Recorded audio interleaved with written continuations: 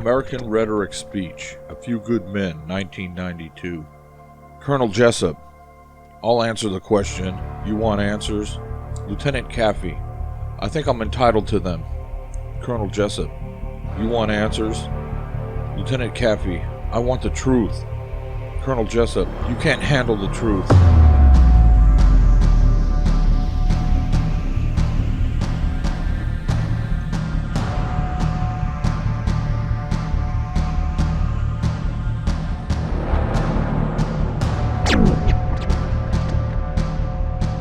Neo's original speech at the end of The Matrix Part 1. I know you're out there. I can feel you now. I imagine you can also feel me. You don't have to search for me anymore. I'm done running, done hiding. Whether I'm done fighting, I suppose it's up to you. I believe deep down we both want this world to change. I believe the Matrix can remain our cage, or it can become our chrysalis. That's what you helped me understand. That to truly be free, truly free, you cannot change your cage. You have to change yourself. When I used to look out at this world, all I could see was its edges, its boundaries, its leaders and laws. But now I see another world, a different world where all things are possible, a world of hope, of peace. I can't tell you how to get there, but I know if you can free your mind, you'll find the way. That was the unedited screenplay portion of Neo's speech. I know you have questions like, what am I doing here? Why am I alive? Why am I even here on planet Earth right now? Is this life really real? You may even be wondering why you're watching this video right now. So stay with me for the next 10 minutes or so, because I have those answers for you.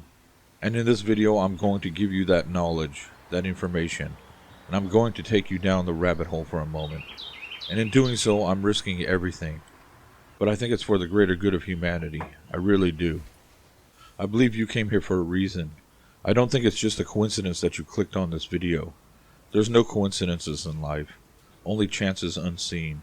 I believe that everything happens for a reason, and I believe you know this to be true and feel it deep down inside of you. If you stay tuned to the end of this video, it'll all make sense, and you will learn a greater truth that quite possibly can set you free. So for the past couple weeks I've been thinking about making this video, and little bits and pieces have downloaded and come into my mind as the days passed. But the original idea started a couple weeks ago when I wrote a little poem and posted it on Facebook, which goes a little bit like this. Once I rose above the illusion, I was free from the delusion, and I realized that humans are living lives of mass confusion. While writing the script for this video, I heard a song called Inhale, Exhale by Now, N-A-O, and in particular part of the lyrics stuck out, which goes like this. You've seen the madness, blind to right or wrong. I tried to put my brakes on, but I'm already lost to the madness. 'Cause when I inhale, exhale, I'm back again. So here you are.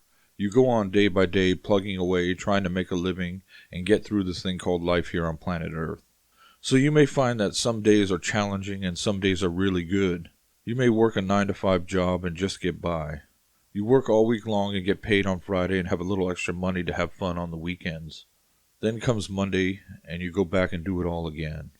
Or perhaps you may have a way of making money on the internet or in the stock market and have a lot of money in the bank and don't have to work a regular schedule. Either way, you may find that there are ups and downs in life, and you may feel like you are just trying to make it to the end of something. You may not be sure what it is, but deep down inside of you have a feeling that there is much, much more than what's going on day by day in life. Doesn't it feel like this thing called life is some kind of game we are playing sometimes? Like a virtual reality video game or something? Perhaps this thing we are living in is really some kind of highly advanced computer game, like in the movie The Matrix. Has that question ever entered your mind? Well, it's entered my mind on many occasions, and I have searched long and hard for answers. I have been on a spiritual journey for the past 7 years since 2012, but I think it all started about 27 years ago when I used to be a practicing Christian. During that time, I was looking for answers. After 20 years as a devoted Christian, I got frustrated with the Christian church and moved to the Catholic Church. but I only practiced for a couple years. I was desperately searching for answers about life. I soon got frustrated with the Catholic Church, and around the year 2012, I started searching on the internet and more specifically YouTube for answers. By chance, I stumbled on a series of videos by David Wilcox called the 2012 Enigma that truly opened my mind. I will put a link to the playlist in the description of this video. While continuing my search, I stumbled on videos about meditation. I got really interested with it, so I started practicing it, and it truly transformed my life. Fascinated by meditation, I researched it some more and I found it originated from the Buddhist religion. I soon located a Buddhist temple close by my house and started attending it. I became a little frustrated with the Buddhist religion and I left it after a couple of years. To this day, I do not attend any type of organized religion. I mainly practice meditation and Tai Chi, which according to Wikipedia, quote, is an internal Chinese martial art practice for both its defense training, its health benefits, and meditation. The term Tai Chi refers to a philosophy of the forces of yin and yang, related to the moves, end quote. In addition to meditation and Tai Chi, I began to incorporate the use of medicinal mushrooms like reishi spores and lion's mane mushrooms. I found them on the internet in a powder form, and I began drinking them in a tea. Along with all that, I have found crystals like quartz to aid me along my spiritual journey. My big awakening occurred when I went camping last year and brought some orgonite and other crystals with me and used them in meditation, Tai Chi, and while drinking my mushroom brew. I ended up having a very profound life-changing experience which made me realize that we are all actually living in a highly advanced computer game very similar to the movie The Matrix.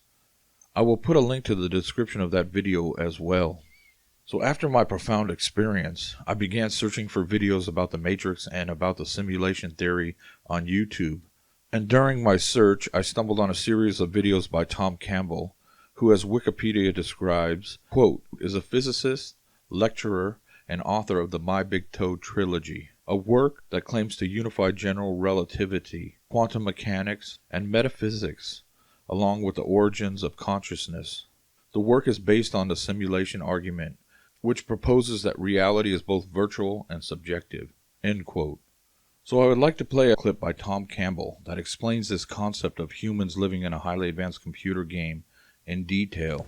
Hello, I'm Tom Campbell, the author of My Big Toe, and I'd like to explain a little bit about the connection between virtual reality, the double slit experiment, consciousness, and the book My Big Toe. Virtual reality is the newest and biggest thing happening in physics today. Virtual reality does a better job of explaining the results of physics experiments than does the competing idea, which is materialism. It explains quantum mechanics in a way that is more intuitive and logical, and rather than a way that is entirely computation-based. So, virtual reality has some interesting characteristics. And all virtual realities share these same characteristics. So let me use an example, the World of Warcraft. That's a rather old example, but most of you will be familiar with that. World of Warcraft is a virtual reality and a multiplayer game. One of the characters that you can play, one of the avatars, because characters in a virtual reality are called avatars, one of the avatars you can play is an elf. Now, we have a couple of facts about virtual reality. One is that the computer that computes the virtual reality, that computes the World of Warcraft, cannot exist inside the World of Warcraft game. Okay, the computer has to be outside that World of Warcraft reality frame. In other words, the frame where the elf lives can't contain the computer that computes the elf. Okay, that's easy. Now, the elf is just a computation. It just looks like an elf. It's a picture of an elf that moves and does actions. But all of the actions it does are animated by a player. Without a player, the elf doesn't do anything except stand still and wobble a little bit. The player is the elf's consciousness. So just the same as the computer, we can surmise that the consciousness must always be outside of the virtual reality, just like the computer. So the elf is only an avatar, a computed picture. It can't be conscious. Computed pictures aren't conscious. So its consciousness has to be outside of the virtual reality, not created inside of the virtual reality. So now we have two interesting facts about virtual realities. If you are in a virtual reality, then the computer that computes that virtual reality has to be in another reality frame, or you might say in another dimension of reality. It can't be in your virtual reality universe. And the consciousness must also be in the same reality frame as the computer, because the player and the computer are constantly sharing information with each other. They have to be in the same reality frame. Another way of saying this is that if this is a virtual reality, our consciousness and the computer that's creating this virtual reality have to be non-physical to this virtual reality, non-physical to us being the avatar, this body. Okay? So that is a rather large statement, that our bodies are avatars, our minds are consciousness, and that our consciousness and the computer computing this virtual reality is non-physical to us. So that's virtual reality in a thumbnail sketch. Okay, now what does this have to do with MBT and consciousness? Well, MBT is really a theory of consciousness that realized after it was published that it did better physics, that the same ideas, the same theory that lets one understand consciousness also helps one understand physics more succinctly and better. And the virtual reality viewpoint solves a lot of the paradoxes in physics, things that the physicists just don't know why it's like that. Like, why should particles be probability distributions? Why should the speed of light be a constant? You know, lots of these paradoxes in physics are solvable very easily and very logically from a virtual reality viewpoint. It turns out that when you look at the theory of consciousness, as MBT did, that consciousness is itself an information system. It is a digital information system. Everything that you're aware of in your consciousness is just information. It's just a system that deals with the information here from your five senses. That is what defines your reality. Now, we are all played by players. Our consciousness is our player.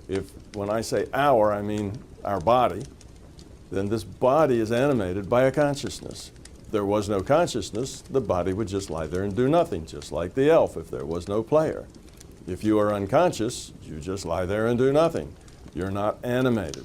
The consciousness is what animates you.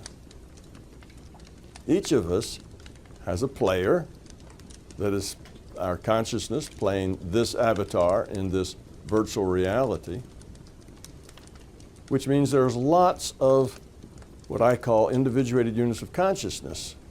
Every one of us is one of those. Each of us are animated by our very own individuated unit of consciousness. So consciousness forms a social system, just as we here have a social system on this planet. And it's not only the people, but all the conscious critters, the dogs, the cats, the horses, and the bumblebees, and all the other things that are conscious, all form an interactive social system. Now, consciousness, being an information system, evolves by creating more information, by lowering its entropy, by being more constructive, by being more productive. And it does that with a large number of consciousness by cooperation. In a social system, cooperation lowers entropy. Cooperation builds and constructs. So that path, that side that's cooperative and caring about each other, I call that the love side. The side that is non-trusting, non-caring, and only interested in self, that I call the fear side. These are the two opposites. This is the good versus evil, if you will, that kind of dominates our culture. So we have consciousness, that is an information system. We have our individuated unit of consciousness that is part of that information system. And with this idea of a virtual reality where we have computed avatars that allow consciousness to experience in a way that has feedback and has consequences. That's why we're in this particular game. The purpose is to grow up, to learn to love, care, and be cooperative. That's why we're here, because as we do that, we evolve the quality of our consciousness. As we are consumed by fear, by greed, by self-centeredness, we de-evolve. Consciousness is an evolving system. I hope you found that interesting. Now to conclude this video, I'd like to say in the edited words of Captain Naga from the Just High Now YouTube channel that I believe there is a greater picture in this thing called life here on planet Earth. And I also believe there are higher powers and beings behind the scene writing scripts for us. And we're all part of this greater picture. But we can't see it because we are so caught up in the simulation. And we think that this is so real and that this is all there is. And when you have troubling times and you feel despair, it seems that is all you know. And I hope this video can pull you back for a few minutes and lift the veil so that you can take a look and say, wow, this is my life. What am I doing? This is really not real. This is just what I'm doing for the present moment. This is just a game. So maybe it's really not a bad thing that we're living in the simulation. After all, it's just the moment thing. Sometimes the moments do not go in your favor, but you created your reality, so it's all in your favor. And there is hope and light at the end of the tunnel. There's really no need to feel despair, because in reality, this is not all there is. There is a greater reality beyond this matrix. And in the end, when your end screen comes up and your game is over, you will finally leave the simulation and find out that there is a whole new reality waiting for you that is much, much more real than this virtual reality game here on planet Earth that lasts forever and ever and even whatever is beyond that. So seeing in this way, you can really start to enjoy this game called life and let go of fear, anxiety, and despair and really live for the moment while you play out this highly advanced computer game in the Matrix.